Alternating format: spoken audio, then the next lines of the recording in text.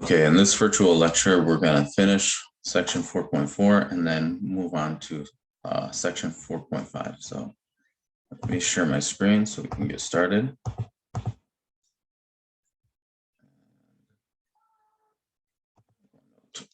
So 4.4, share on the right side.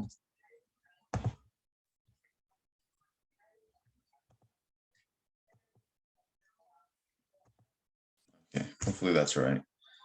So this is on indeterminate forms.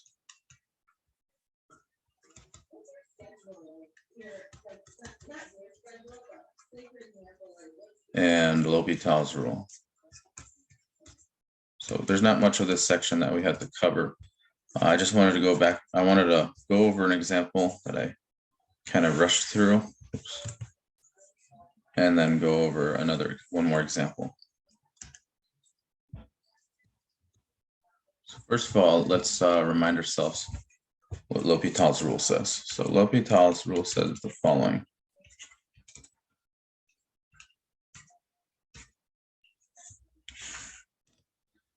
So the setup is that you have two differentiable functions.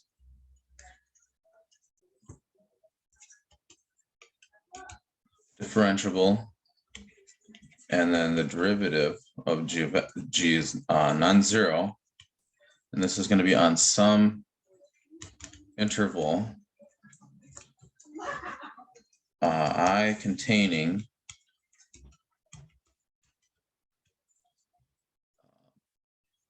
a.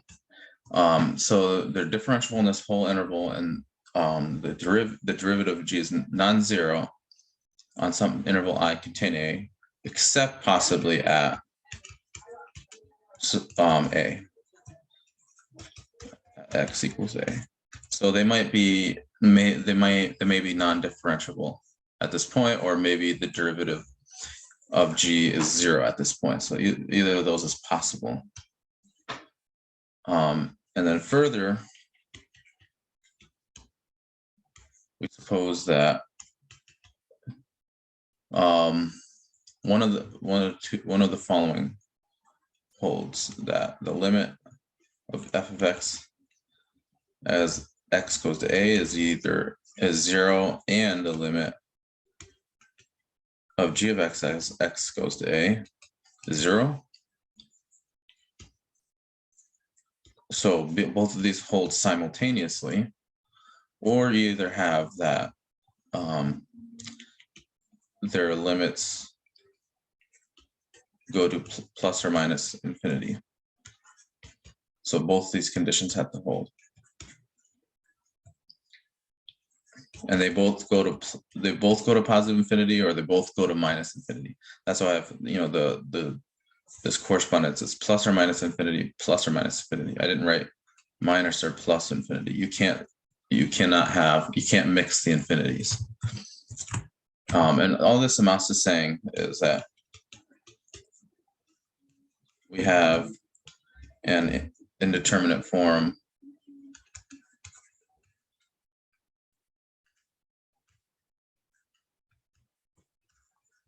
type 0 over 0, or infinity over infinity. So we're going to take what L'Hopital's rule is about is it's a way of computing the limit of a fraction of these two functions. And so basically this says if you were to compute this limit naively, you'd either get if you do that, like take a naive approach to computing these limits, you either get 0 over 0 or infinity over infinity.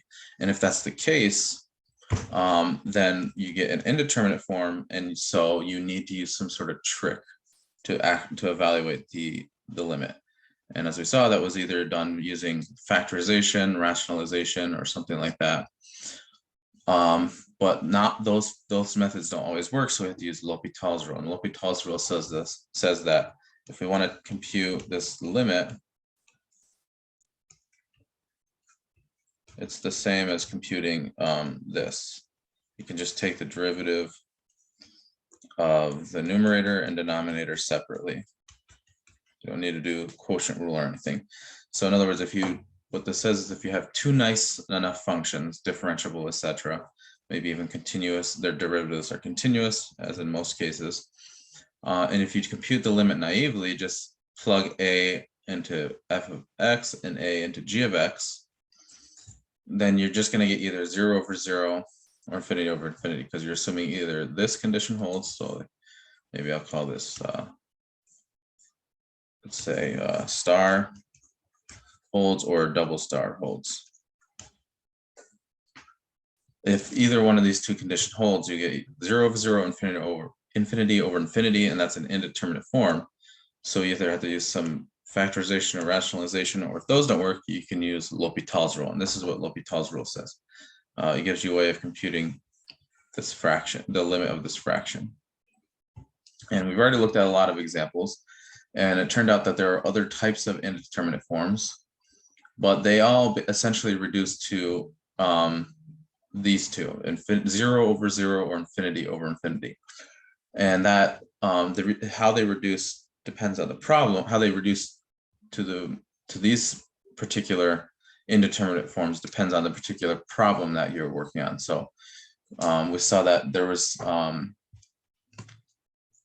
the first type was like indeterminate products. So you could have 0 times infinity of, say, and that is indeterminate form, but you can rewrite the expression as a quotient, and it'll reduce to one of these two indeterminate forms. So let me just write that down actually. So one of them we saw was indeterminate products.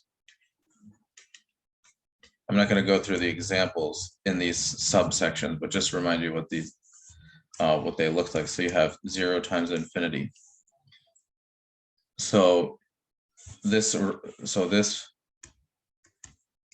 arises when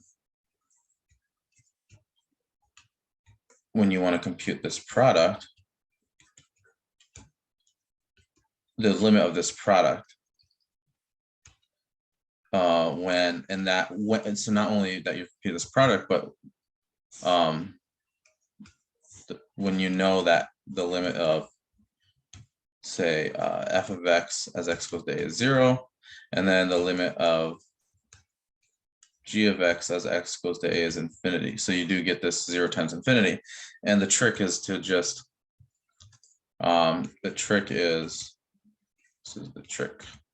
just rewrite the product as a quotient. And then once you do that, you get the indeterminate form described in L'Hopital's rule. So write this as this. Oops. So now what you get is, if you do the naive way of calculating limit, you get infinity over infinity, because if f of x goes to 0 as x goes to a, 1 over f of x goes to infinity as, or negative infinity maybe, as x goes to a. So then you do end up getting infinity over infinity, and then you can apply L'Hopital's rule to this. So that's the trick for that. And then the other one was an indeterminate difference.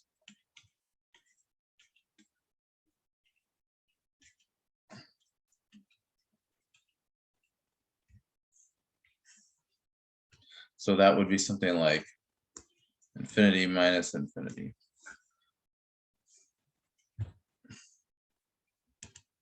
So this arises from calculating the following sort of limit. So the limit of f of x minus g of x as x goes to a, when you know that each function goes to infinity individually. Positive infinity. Oops.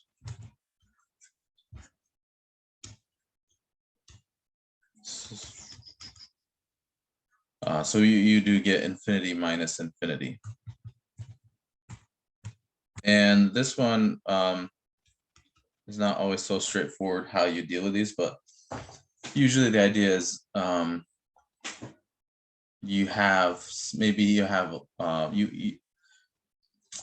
let's see, how do you characterize this? Well, that's the problem. There's really not a way of characterizing this type of case. It's really depends on the problem. But for example, the one specific example we looked at, I won't go through the whole calculation, so I'll just mention the one that we looked at. We had looked at the following, and you do get infinity minus infinity if you naively compute this this limit. And for this particular example, the trick was to combine these into a fraction, and then observe that you do get when you try naively computing the limit after you've combined these two fractions, you get infinity, you get 0 over 0, so then you can apply L'Hopital's rule. So it's about trying to rewrite these as some sort of fraction. So rewriting your expression as some sort of fraction. That's usually what these kind of problems involve. And then the last one we looked at, so this one I do want to go through some examples to illustrate this last case. The last type of indeterminate form is, it's indeterminate powers. So these are of the form 0 to the 0th power, infinity to the 0th power, and 1 to the infinity power. And there's lots of different ways these can arise. So let me just say, so these indeterminate forms arise from when you compute this following limit. So the limit as x goes to a of f of x raised to the g of x power. So now the variable, the power is varying. So it's not f of x to some specific number like f of x squared, f of x cubed. The power itself is a variable. And so this can happen, for example, so you can get these indeterminate forms, these three types, if f of x goes to 0 and g of x goes to 0 as x goes to a, or maybe f of x goes to infinity and then g of x goes to 0, and then finally f of x goes to 1 and g of x goes to infinity as x goes to a. So lots of different ways that this can happen. So I want to go through, so the way of dealing with these is, again, you want to take the example that you're working with and try to manipulate it, maybe write it as a fraction, maybe use some other trick to get a limit of some sort of fraction where you get the indeterminate form 0 over 0, infinity over infinity, and then that will allow you to apply L'Hopital's rule. So the key fact that you need for this one is that if f is continuous, so I'm not going to state this extremely precisely, but roughly if f is continuous and g any function, so g doesn't have to be continuous necessarily for this result to hold, but if as long as f is continuous, you have the following nice fact, and it really just follows from the continuity of f of x. So if you take the limit of f of g of x, so this is a rule for computing the limit of a composition. It's the same thing as interchanging f in the limit. So when you want to compute this the limit of this composition, you can just bring the limit operator in and apply it to g of x. And of course, maybe I'll be a little precise. Of course, we have to stipulate that this actually exists. This limit exists. So this limit exists. So this will be a point, and we're going to say it's a point in f's domain. Otherwise, this doesn't make sense. It doesn't make sense to evaluate f at this point. So roughly what this says is that, just in parentheses, this says that the limit operator, if you want to like a way of remembering what, just remembering this fact in terms of words. So the limit operator, you'd say commutes, with continuous functions. It's a little bit, so it makes sense that, when you take the limit, remember, when you take the limit of a continuous function, it's the same thing as just evaluating the function at that point. So this sort of makes sense. It's a little tedious to prove, but it's not that bad. But I'm not going to go through the proof. So let's see. So yeah, this is going to be really useful because we're going to, when we deal with these types of indeterminate forms, we want to actually, what we want to do is convert it into a different form by taking the natural log. Because if you take the natural, so first of all, the natural log function is continuous. So if I take the natural log of this, that power now becomes a coefficient. And so we'll end up with a product of functions. So that helps because it reduces this to possibly this case, but then we sort of know how to deal with this case, this indeterminate product case. This itself reduces to the indeterminate forms you see in L'Hopital's rule here, where you have fractions. So let's go over example 4. I went over this class, but I just want to go over it again because I sort of went over it fast. So I don't really know if I like the way the book does it. So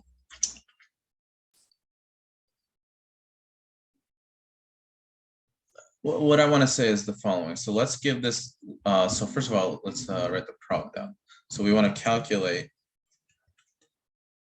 the limit as x goes to plus 0 from the right of 1 plus sine 4x, and the power is going to be cotangent x. So if you naively try to compute this limit, what do you get? You get 0 as x goes to 0 from the right. This function right here, just it's continuous, so you can plug 0 in, and sine of 0 is 0, so you have 1. But what is cotangent? What happens to cotangent? It turns out, and you can see this from the graph. Let me see if I can pull the graph up, actually. This is kind of actually why I prefer virtual lectures, because I don't know if you can see this actually. Hopefully you can, hold on. Because I can have all these tools at my disposal.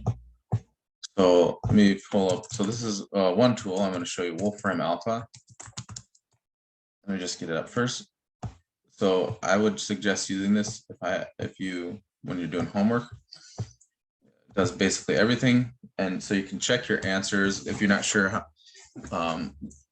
if you're not sure what's going on, or if you need to see a plot of a function, but sometimes it's annoying to plot functions. So let's plot a cotangent of x just to see what this limit could possibly be. So here's cotangent x. So as you can see, when x goes to 0 from the right, the function is going off to positive infinity. See? So that means is that cotangent goes off to infinity. So this gives us the indeterminate form 1 to infinity. So we're actually in the indeterminate power case. So what we need to do though is we need to use this taking this natural log trick. So and this fact here I mentioned that the limit operator commutes with continuous functions. So let's give this limit a name. So we'll call it L. So and it turn out that this limit exists and it equals a finite number. So we'll just call it L for now.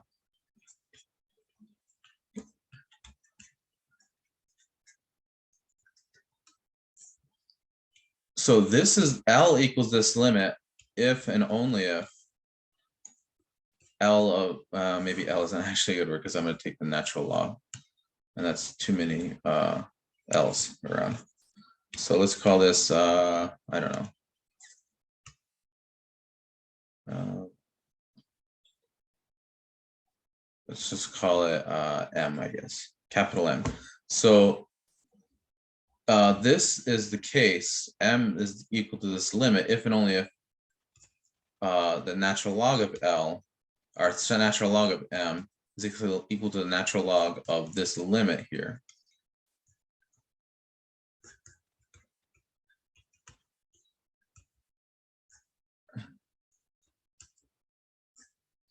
But so this is really what I want to deal with, this second line here, because using that fact above, I know that the natural log, which is continuous, commutes with this limit. And then so what I'm going to do is I'm going to use properties of natural log. I'm going to rewrite it so in such a way that I can use L'Hopital's rule, and then I'll get a definite answer. And what this will say is that the natural log of M equals some number. And at the very end, I'm going to exponentiate both sides, take E and raise it to the ln natural log of M power. And those will cancel out to give me the original limit that I'm looking for. So I'm going to use the commutative property here. So then the limit and the natural log function commute because the natural log is continuous. And what I end up is with this.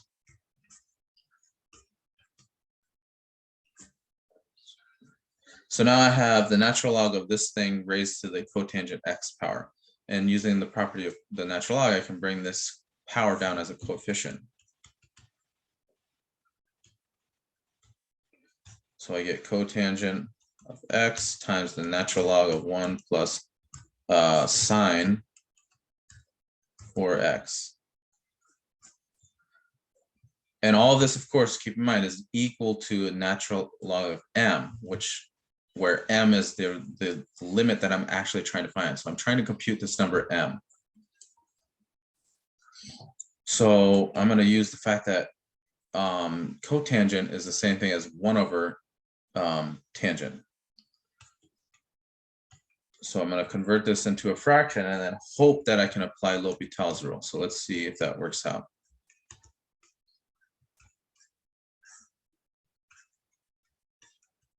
So now let's try naively computing this limit to see if we get an indeterminate form. That's one of the indeterminate forms mentioned in the statement of L'Hopital's rule. So if x goes to 0 from the right, well, what happens in the numerator? Well, sine of x goes to 0, so I'm taking natural log of 1, and natural log of 1 is 0. So I'm just going to write over here on the side, I get 0 in the numerator. And then the same thing for I get the same thing for the denominator because, well, first of all, tangent is continuous. So if I take the limit of tangent x as x goes to 0, I can just plug 0 into it. And tangent of 0 is 0. So I get 0 over 0. So I can in fact apply L'Hopital's rule. So according to L'Hopital's rule, I just differentiate the numerator and the denominator separately. So the derivative of the numerator will be, you take the derivative of the inside divided by the inside function. So the derivative of the numerator, so derivative 1 is, sorry, the derivative, let me start over. The L'Hopital's rule says I need to differentiate the numerator and the denominator separately. So let's just differentiate the numerator first. So we want to take the derivative of this natural log function. And to do that, I just take the derivative of the inside, and then I divide it by the inside function itself. So the derivative of the inside function is, well, if I differentiate 1, that vanishes. And then if I differentiate sine 4x, I get 4 cosine 4x, and that's using the chain rule. And then I divide it by the inside function, 1 plus sine 4x. And then I divide it by the derivative of the the denominator. So the derivative of tan x is just secant squared x. And at this point, so it's always, every time you apply L'Hopital's rule, you should ask yourself, can I now evaluate the limit? If I can't, do I get an indeterminate form? And if I get an indeterminate form, you apply L'Hopital's rule again. So now we're gonna just test to see whether or not I can get a limit or I get an indeterminate form. And in this case, you just actually get the value, you get a value. So what you get is, if you plug 0 in, so cosine of 4 times 0 is 0, so cosine of 0 is 1, so I get 4 times 1 is 4. And then we already know that sine of 0 is 0, so I get 4 over 1, that's just 1. And then it turns out that secant, well, secant, first of all, is 1 over cosine. So let me just write that on the side, is 1 over cosine. So if I plug 0 in for secant, I get 1 over cosine of 0, which is 1, so 1. So this whole thing is going to just simplify to this. So what this implies is that the natural log of m, where m is original limit,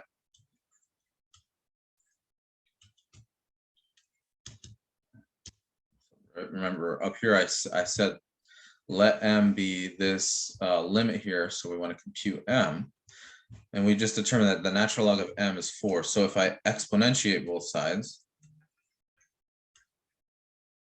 I got e to the ln m is equal to e to the 4th. And then the e and then ln cancel, so you get m is equal to the 4th, e to the 4th. And then that finishes that actually. So let's look at one more example, and then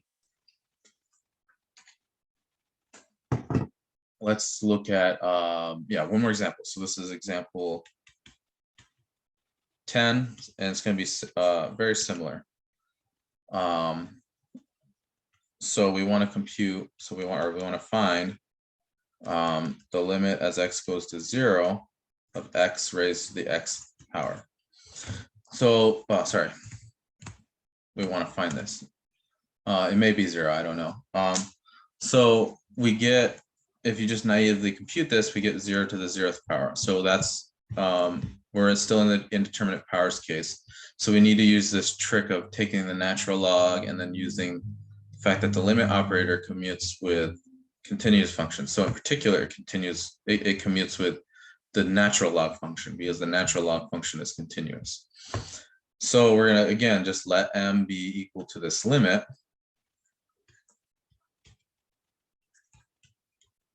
And this is the case if and only if when I take the natural log, it's the same as taking the natural log. And then at the very end, you just exponentiate to get the answer back.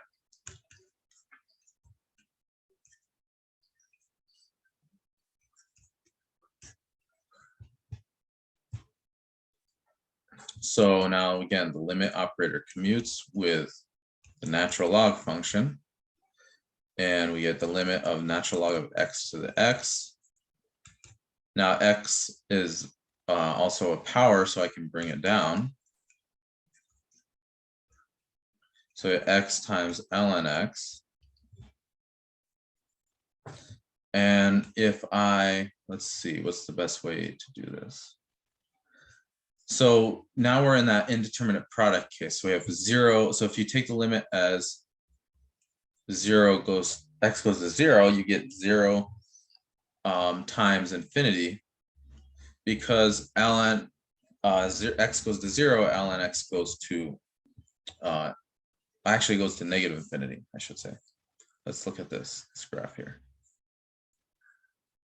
So here's the graph of ln x, and it crosses here at 1. So as x goes to positive 0, the function goes down to negative infinity. So in this case, we're going to have to, I believe we're going to have to introduce a negative, right? Because we need, yeah, so let me just do the next step and then it'll be clear why we need to introduce a negative. So I'm going to flip x into the denominator. So this expression is equivalent to this expression right here. And now as x goes, so first of all, before we naively evaluate these limits, let's remember the graph of 1 over x. 1 over x looks something like this. And so what that means is that as x goes towards positive, goes towards 0 from the right, this function is going off to infinity. So now we have negative infinity over infinity. So that's why I need to introduce a negative. So I'm going to multiply by a negative, by -1 twice. So I'm not changing the expression. So I'm going to multiply on the outside, and then I'm going to introduce a negative here. Right? So I haven't changed the expression because this negative right here cancels with this negative right here. Now I have, now I do have, if I naively compute this limit, I have infinity over infinity, and so I can apply L'Hopital's rule. So what that says is that I need to take the derivative of the numerator and the denominator separately. So the derivative of ln x is negative 1 over x, and then the derivative of the denominator is negative 1 over x squared. So now I still have this negative on the outside. And so these negatives cancel, and then I have a factor of 1 over x in the numerator and the denominator. So I'll cancel it out, and then I have this, and now I'm going to flip x into the numerator to get this. Now I can finally compute the limit, and I'll get this, of course, is just 0. So this implies that ln of m is 0. And again, m is original limit.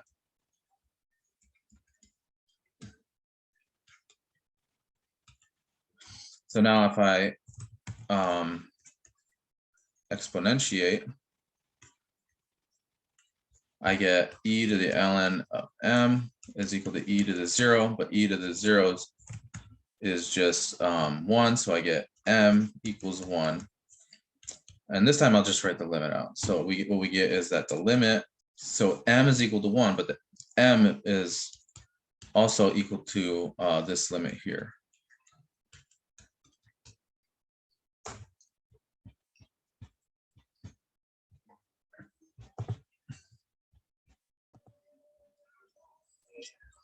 Okay, so now we're going to start section 4.5.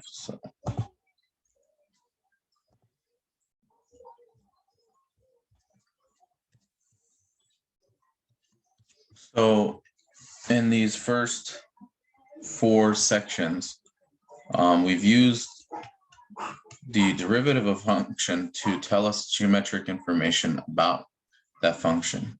So we saw that the first derivative, well, so first of all, the derivative could tell us critical points, and these are points where you could possibly have a minimum or a maximum.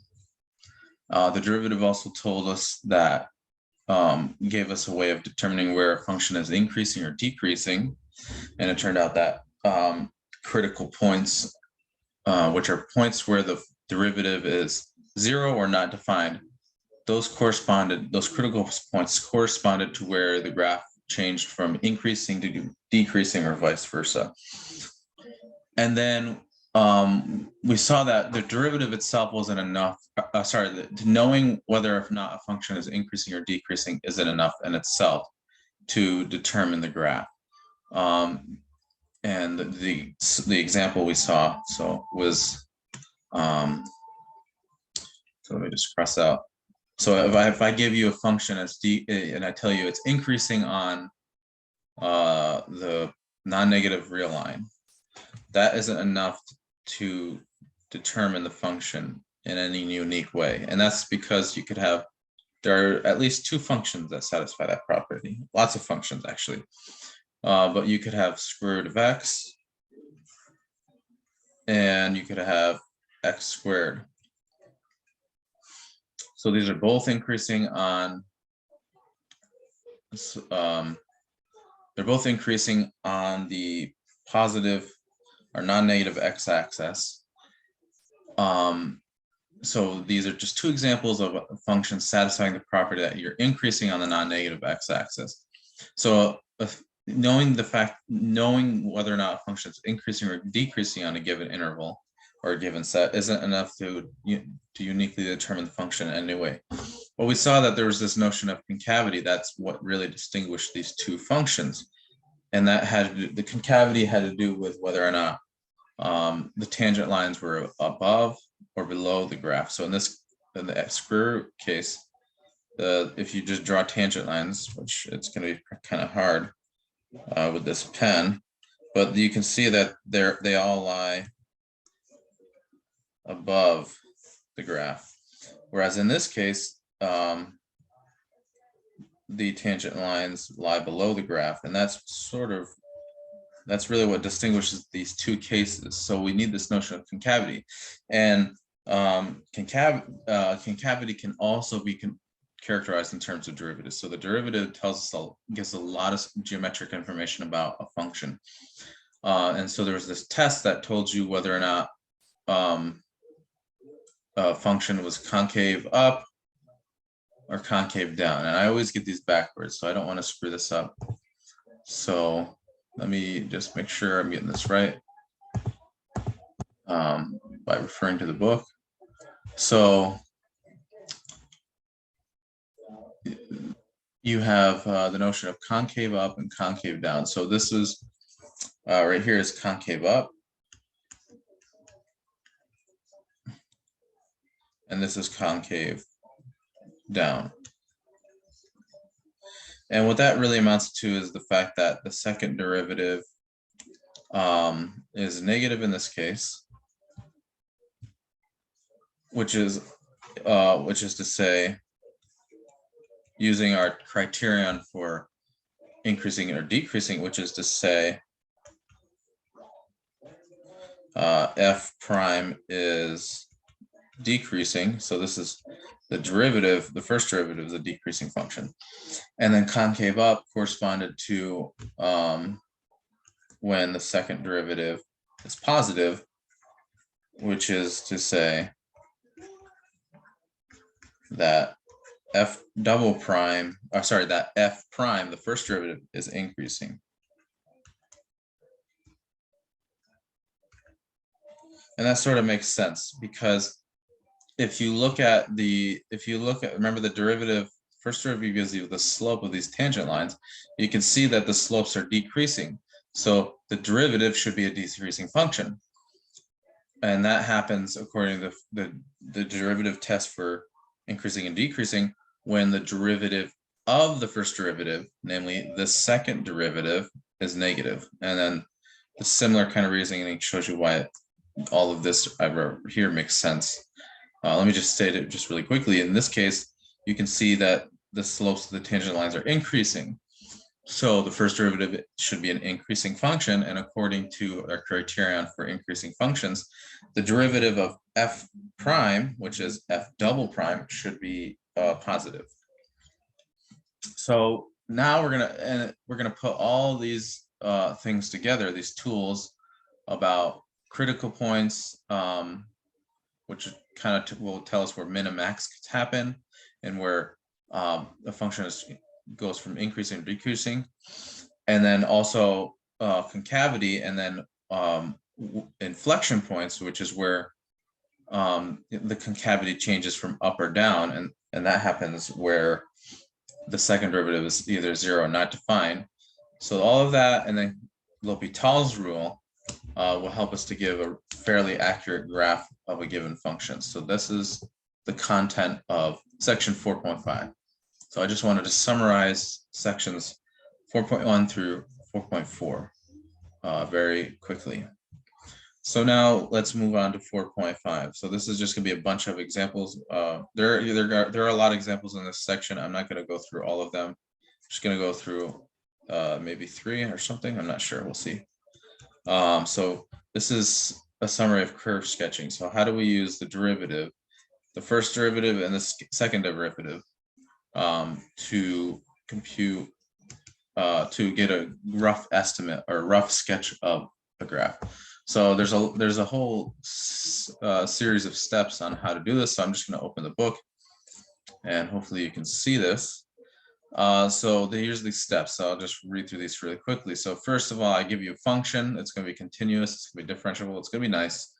And so we can take first and second derivatives. We can find critical points, flexion points. We can find out where the function, the derivative is positive, negative, where the second derivative is positive, negative. It'll tell us all the information we need. So the first step though is to get the domain, like where is this function defined, and then this will be the set on which we're plotting the function. The second step is to find the intercepts, and then the next one is to know any symmetry that we have. So there's this first type of symmetry. This is the this symmetry right here, that f of negative x is the same as f of x. And this is if such function satisfies the equation for all points in the domain, you say it's an even function. And this is geometrically, this means that the curve is symmetric with respect to the x-axis. So here's an example of that. We're here at part A of this plot right here. Also, even more simply, the parabola x squared, that is an even function. So there's another type of symmetry. This is odd symmetry. This is a function being odd means it satisfies this equation for all x. So f of negative x is negative f of x. And this is a symmetry about the origin. So you can see this here. This is symmetric about the origin. And really has to do with like how you can rotate and reflect this graph. That it's like it doesn't change under certain reflections. Like, so for example, in the even case, if you reflect the graph over the y-axis, the graph doesn't change, it's the same. So if all you need to know is what the graph looks like to the right of 0, and you just reflect that to get the other half. And then for this one, you to get the graph of an odd function, you just plot it over the positive x-axis. You get what that looks like. So you have like this curve right here. And then to obtain what it looks like to the left of 0, you just reflect this piece right here. Hopefully you can see my cursor over the x-axis. And then you take that and reflect that over the y-axis. So there's these two reflections, and you obtain the other half of the graph. So these are the algebraic definitions or conditions for being even and for odd, and then you have the geometric interpretation of these. The next type of symmetry is whether this notion of periodicity. So a function has a period of p, so p is some positive number, if it satisfies this equation right here. So f of x plus p is equal to f of x. So the values repeat, and this has to hold for all x in the domain of f. So for example, the sine function and even the cosine function have a period of 2 pi. They repeat every 2 pi, whereas tan x has a period of pi. So here's just a general graph of what a period with a period odic behavior looks like. So you just take a random point A in the domain, and then you can see it f of a. So the function evaluated at that point gives you the distance from the curve to the x-axis. You can see f of a and f of a plus p are at the same height. So it just repeats every over these intervals like this. So from a to p, a plus p, it looks the same as from a to a plus p to a plus 2p, and then that just repeats.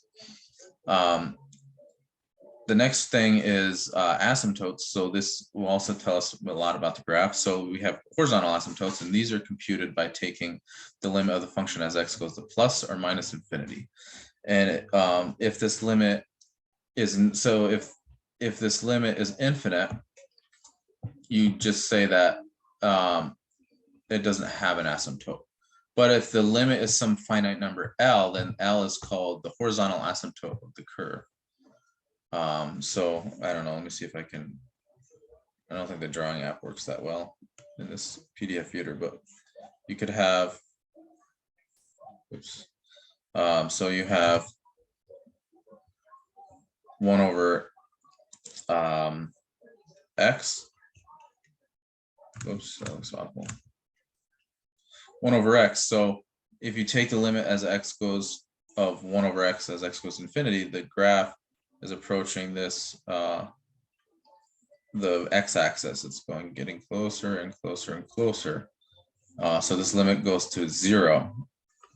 And then the same thing as you go out to negative infinity, the graph of the function approaches 0. So 0, the line y equals 0 is a horizontal asymptote for this function. So vertical asymptotes, these are defined somewhat differently, but the idea is the same. So you say that a line x equals a is a vertical asymptote of the function if any one of these statements is true. So in other words, if you take the limit as x goes to a from the right, and you get either plus or minus infinity, or if you take the limit as x of f of x as x goes to a from the left, and you get plus or minus infinity, you can say in that case that that x equals a is a vertical asymptote, and that means that the graph gets extremely close to it as you take x values closer to a. Now it's important to know which infinity it approaches, though, so that will determine whether the function goes up or down when approaching that line. Slant asymptotes, I'm not going to talk about those. I don't think those come up a whole lot. If they do, I'll maybe mention them in class. So the next step is intervals of increasing and decreasing. So you compute the derivative and then find out where the derivative is positives, and that corresponds to f increasing, and the intervals on which the derivative is negative, and this corresponds to f decreasing.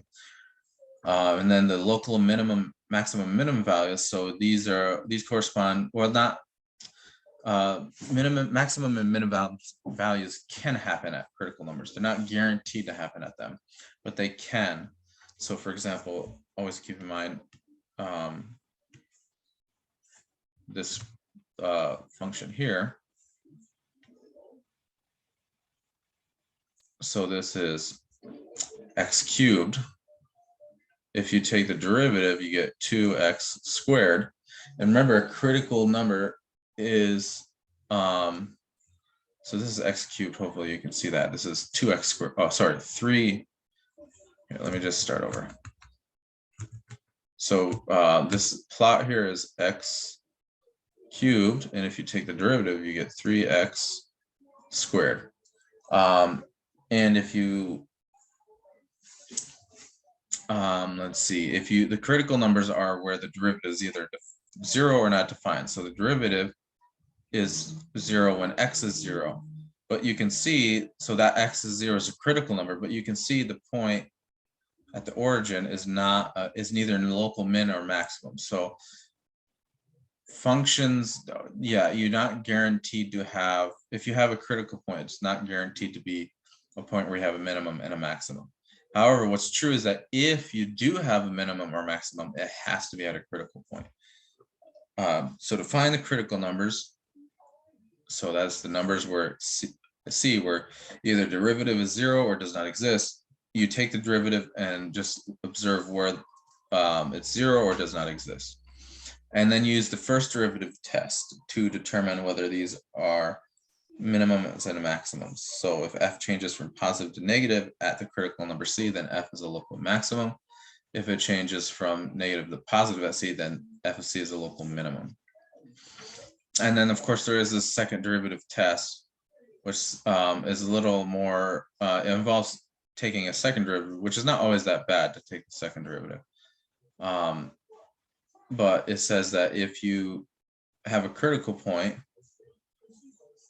so in other words, if this is a critical, C is a critical point in the function, and your second derivative is not 0 there, then you can conclude whether or not this critical point corresponds to minimum or maximum by evaluating the second derivative. So if you get a positive number, then this implies that f of C is a local minimum. And if you get a negative number, when you plug it in the second derivative, this implies that f of C is a local maximum. And then, so the reason why it's not always bad to use the second derivative test is because for the next step, you need that second derivative. So might as well just use this second derivative test to determine whether this is a maximum or minimum. You can only do that. It's only applicable if this holds though. You need to make sure that the second derivative is non-zero. So you might as well use it because in the next step, you're going to need to know the second derivative. So compute the second derivative to determine where the points of inflection are. And this is points where the inflection points are where the direction of the concavity changes. And this is just where the second derivative is 0 or not defined. And the concavity test says that if the concavity test says that the curve is concave upward wherever the second derivative is positive, and concave downward wherever the second derivative is negative. And then the last step is just sketch this. So there's a lot of steps, but they all build upon each other. So it's a natural progression. So let me just delete all this and let's look at an example.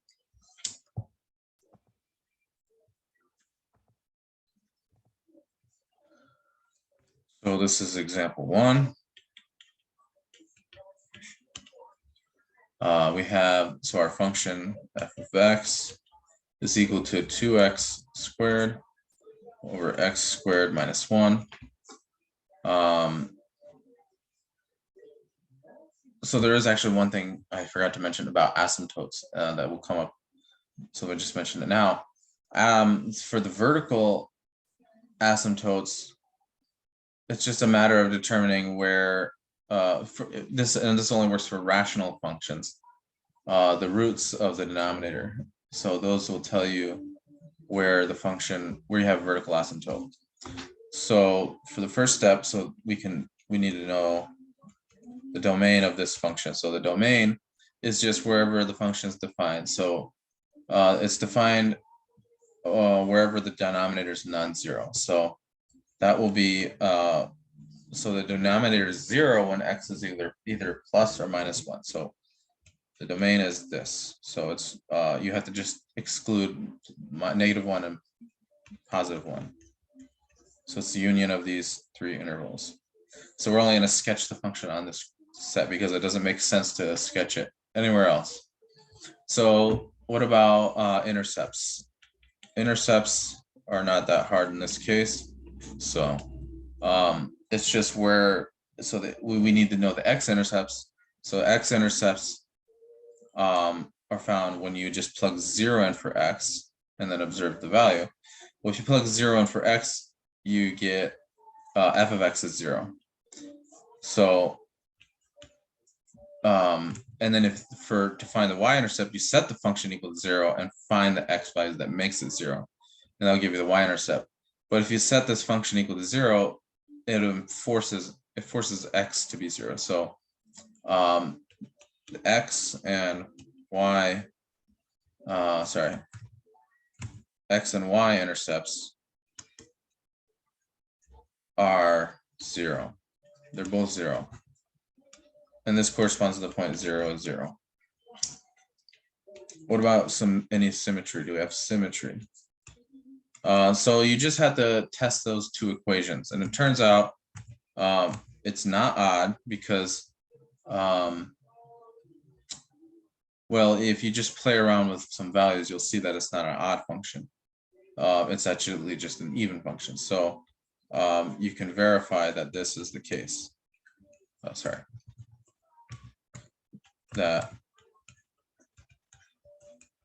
So let's just actually verify this. So f of -x, so it's going to be even. So let's verify this.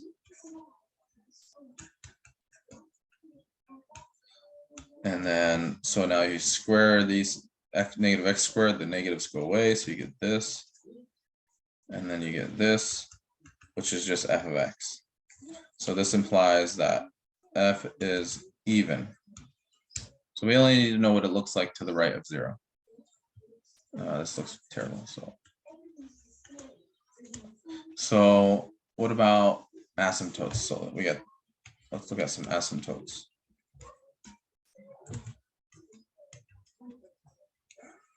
So let's look at the horizontal asymptotes first of all.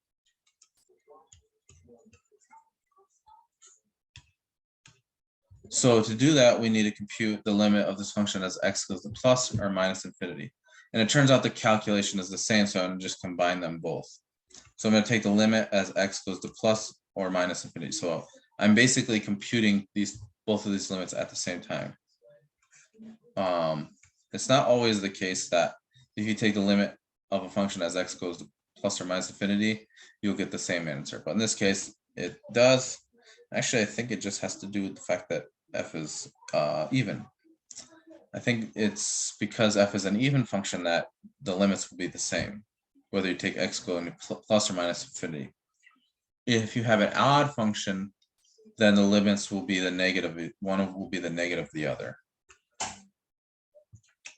So to do this, we have to divide by the highest power of x, and so end up with, so the highest power of x is x squared. So we divide the numerator and the denominator by that, we get this. And then because we have this x squared, that's why it doesn't matter whether we go to plus or minus infinity, we're going to get the same answer because the squaring is going to cancel the negative out. And we can compute the limit at this point because the limit of 1 over x squared as x goes to plus or minus infinity is just 0. So you get 2 over 1 minus 0, which is just 2. So what that says is that y equals 2 is a horizontal asymptote.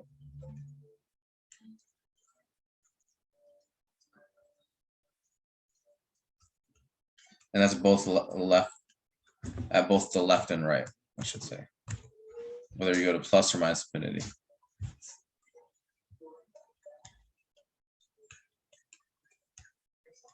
Both the left and right. So now that's the horizontal asymptotes. Let's look at the vertical asymptotes.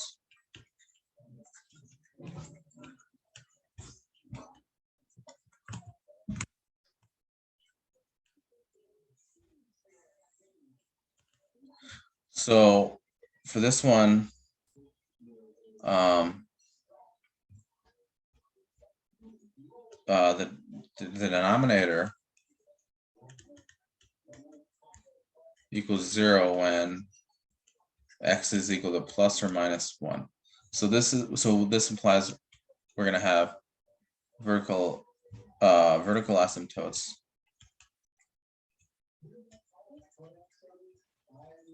at x equals -1, and these are vertical lines.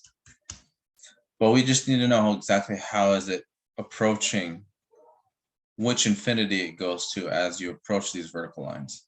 So we gotta just compute these limits and just kind of argue. We're not gonna like be rigorous here,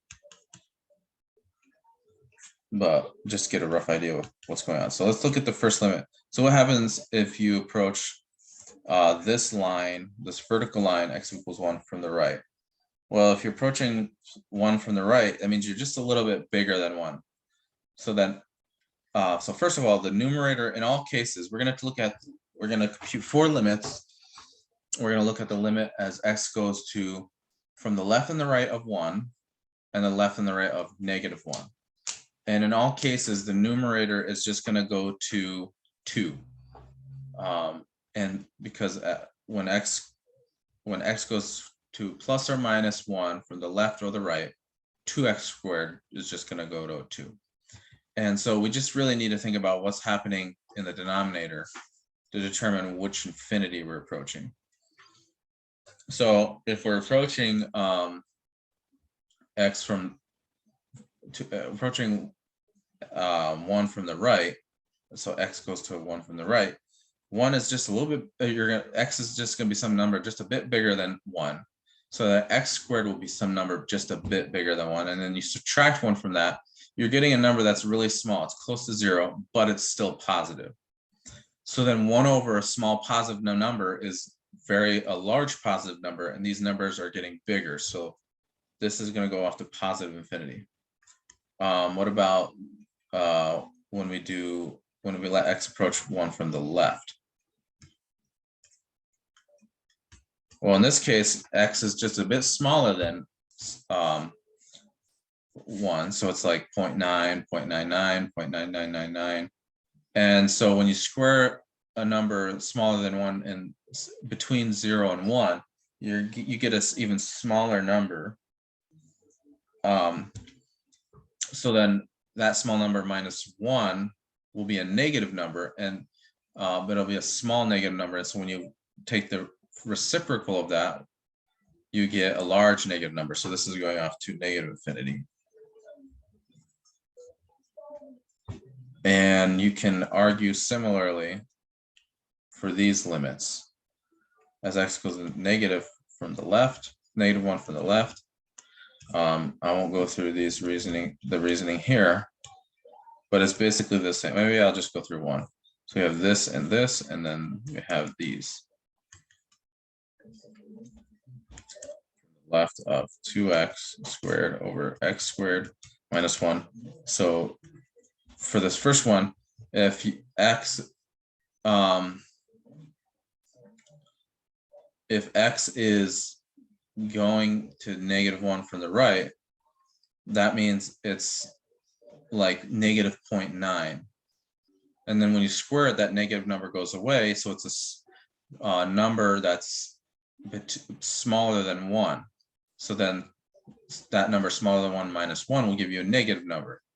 And then these, if you take 1 over that negative number, if you take the reciprocal of that, you get a very large negative number. So this goes off to infinity, and that's kind of similar reasoning goes here. So if you approach x from the negative, if x approaches negative 1 from the left, that's a number like maybe negative 1.2, negative 1.1. And when you square that, the negative goes away and you have a number larger than 1. So take that number and subtract 1 from it, you'll have a small positive number. And then when you take the reciprocal, you get a large positive number. So it goes off to infinity. So now we just need to find out where is this function increasing and decreasing. So let's write down the function again. So these are all the asymptotes. Now we want to know increasing / decreasing.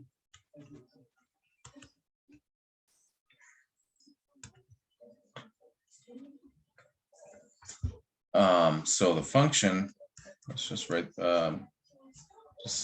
at the top so we don't lose track. So if you take the derivative of this, you use the product or the quotient rule. So the derivative of the top is 4x times the bottom function minus the top function times the derivative of the bottom function, which is going to be 2x divided by the bottom function square. And this will simplify to be, let's see, so 4x cubed minus 4x minus 4x cubed.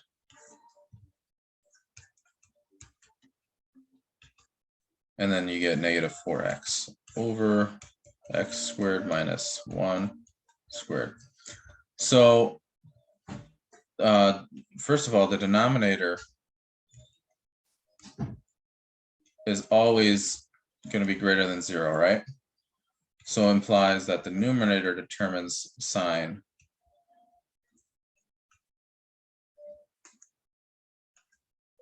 of f prime. And then it's clear to see that f prime of x is greater than 0 when x is less than 0. So when x is less than 0, negative 4x will be positive. So then therefore this is positive. And then f prime if x is negative when x is positive, because when x is positive, negative 4x will be negative. You just, when you multiply by a negative number, you always reverse the inequality. And so f is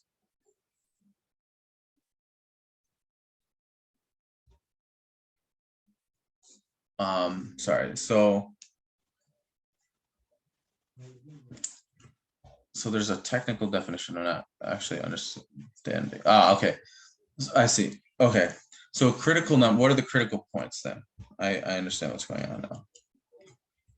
Remember, critical points are points in the domain of the function where the derivative is either 0 or not defined. So f prime not defined. So we have a critical point obviously at 0.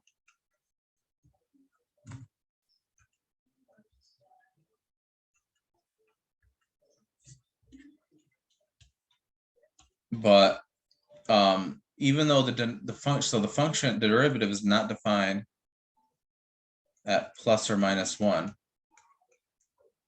So you would think these are critical points, but they're not, because they're not in the domain of the original function. So the critical points are function points in the domain of the original function, but not in the domain of the derivative. So we can use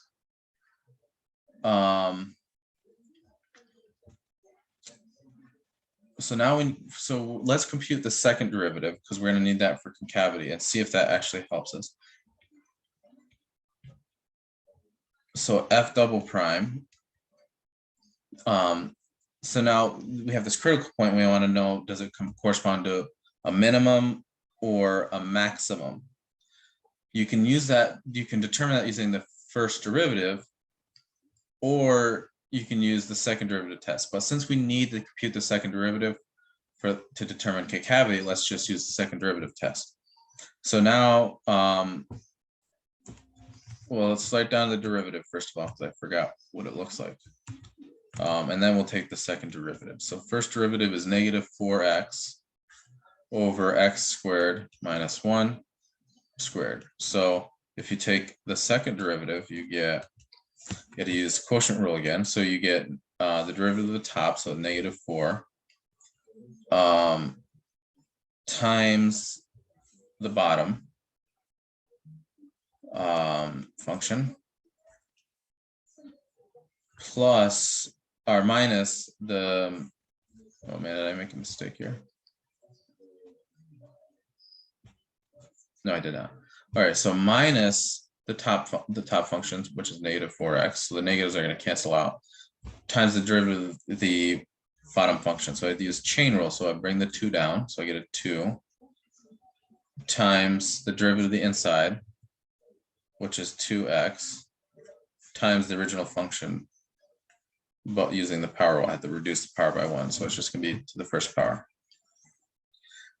Divided by x squared minus 1, and then I square the denominator, so I get x to the 4th. So simplifying this is going to be a mess, basically. So we get this minus, so the negatives here cancel, so that's 4x times 2 times 2x. So this will be, I guess this will be 16x squared. And that will be times x squared minus 1. Oops. At this point, I would factor out an x squared because there's a common factor of x squared minus 1. So we get 4 times x, and then I'm going to distribute the 4 through just to kind of combine some steps. So I'm factoring out x squared minus 1. So this factor right here will go away, but then I'll have one less of these factors here, and I'll distribute the 4 through. So I get negative 4x squared plus 4 plus 16x squared divided by x squared minus 1 to the 4th. Now I have x squared minus 1 in the numerator, and I can cancel that with that, and then I can simplify the numerator to get 12x squared minus plus 4 divided by x squared minus 1 cubed. So first of all, f of 0 is non-zero, or f double prime is non-zero, and it's critical point. So, but let's just determine what the sign is. So in other words, what I'm saying is that the second derivative test can be used. So I plug in 0, and what do I get? So get this. So I get 4, and then I get -1 cubed. So that's a negative. So I get -4. So what that means is that this is a local max. So it implies that f of 0 is a, or maybe I'll say local max at x equals 0.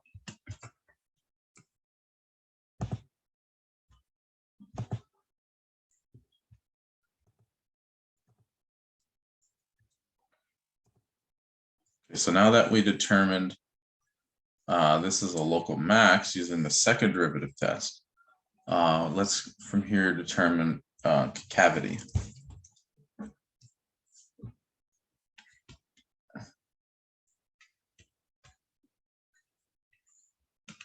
So we're going to need that second derivative in order to determine this. So f double prime, the second derivative we determined was given by this.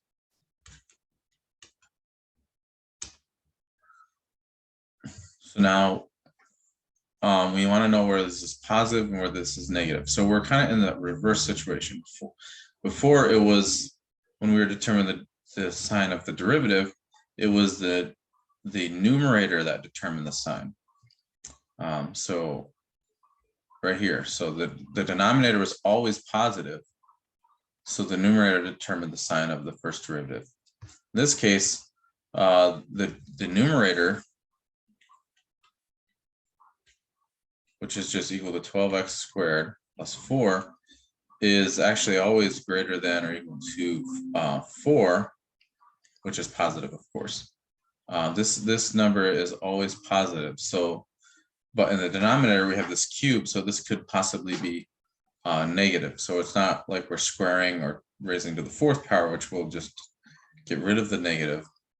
So in this case, the denominator determines sign.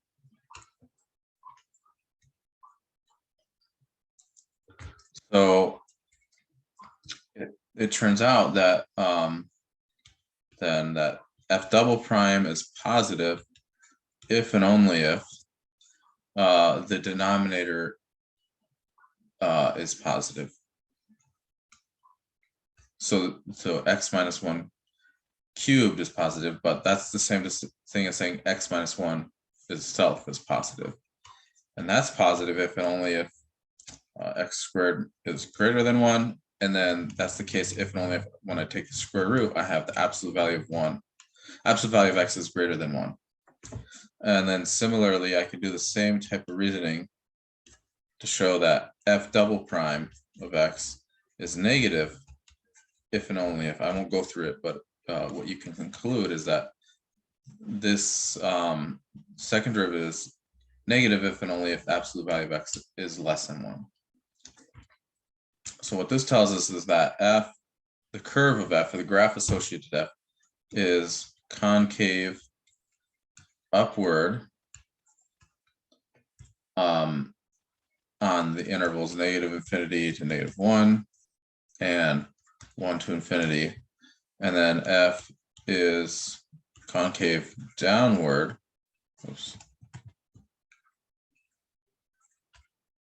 on the interval -1 to 1. Now, just as in the case with the critical points, x equals plus and minus 1 are not, although these are points where the second derivative is not defined, they're not inflection points.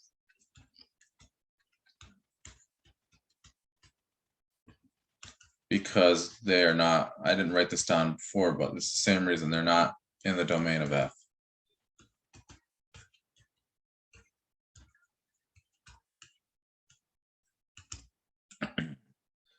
So now using all this, we could put all of this together to get a reasonably good sketch, but it won't be that great because I'm doing it on the computer. So try my best. So the first step is to remember where the intercepts are. So we have an intercept at x equals 0 right here. And we actually determine that this is going to be where we have a local max. Now the next step is to draw the asymptotes. So we have asymptote at x equals -1.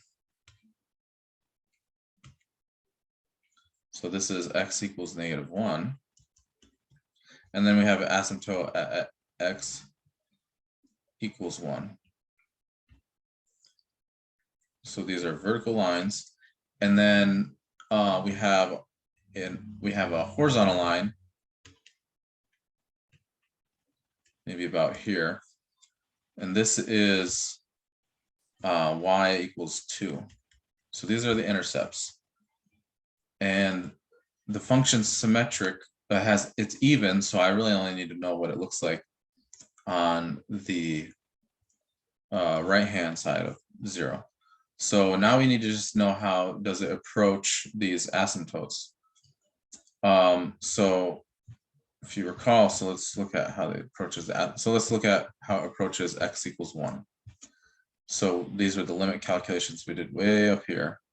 So when it approaches 1 from the left, it goes off to -infinity. But when it approaches 1 from the right, it goes off to +infinity. And it can't pass through, in this case, the asymptotes. So it's going to kind of start up here. And then it's going to start. So this is to the left of -1. And that's going to come down like this. And then it's going to, of course, it approaches the line y equals 2 here. And really the only way for this to work is, let's see, sorry, there's a lot of details. All right, so that's how it's looking here at these points, or at these near these asymptotes. And then at -1, when we approach from the left, when we approach -1 from the right, we go off to -infinity, but from the left, we go to +infinity. So when we approach from the right, we go off to -infinity. And then from the left, we go to +infinity. And then this has to go down like this right here.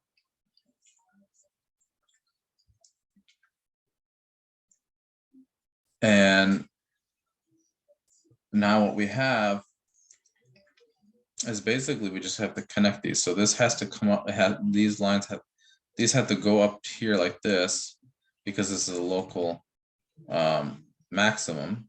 And then it has to come down and connect here. Not perfect. But this is also the right concavity, because it's concave downward. And this is what concave downward looks like. It's concave downward between -1 and 1. But at 1 and to +infinity, it's concave upward. So we connect it like this. And that's what concave upward looks like. And then it's concave upward again here. So that would be a rough sketch. And since this video is already so long, I'm going to just stop here, and then maybe we'll go over another example or two when we meet on Monday.